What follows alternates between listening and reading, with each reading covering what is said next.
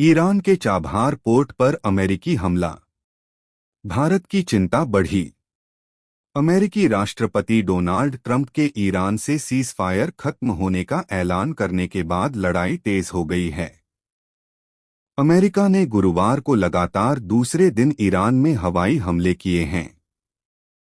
गुरुवार को अमेरिकी सेना ने ईरान के चाबहार पोर्ट पर भी बमबारी की है। ईरान के इस पोर्ट का बड़ा हिस्सा भारत के सहयोग से विकसित हुआ है। एक्सपर्ट का मानना है कि चाबहार में हमले से भारत के इस पोर्ट पर अपने महत्वाकांक्षी प्रोजेक्ट को आगे बढ़ाने की संभावना को जबरदस्त झटका लगा है। हालांकि फिलहाल भारत चाबहार में सीधे तौर पर सक्रिय नहीं है। चाबहार पोर्ट ईरान के सिस्तान बलूचिस्तान प्रांत में मकरान तट पर है। यह पाकिस्तान के ग्वादर पोर्ट के पश्चिम में सिर्फ 170 किलोमीटर दूर है। ऐसे में चाबहार भारत को पाकिस्तान को बाईपास करते हुए अफगानिस्तान और मध्य एशिया का रास्ता देता है।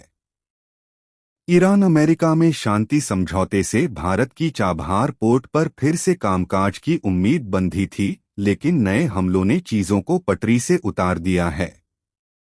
भारत की उम्मीदों को झटका। न्यूज़ 18 के मुताबिक अमेरिका के प्रतिबंधों के चलते भारत ने चाबहार फ्री जोन में अपनी हिस्सेदारी एक स्थानीय ईरानी कंपनी को अस्थायी रूप से सौंप रखी है। भारत सीधे तौर पर पोर्ट का संचालन नहीं कर रहा है। इसका मकसद अपने $120 मिलियन के निवेश को प्रतिबंधों से बचाना और पोर्ट पर वापसी की संभावना बनाए रखना है। अमेरिका के चाबहार पोर्ट पर ताजा हमलों से भारत की संचालित किसी सक्रिय सुविधा में तुरंत कोई रुकावट नहीं आती है, लेकिन इसका मतलब यह नहीं है कि भारत इससे अछूता रहेगा।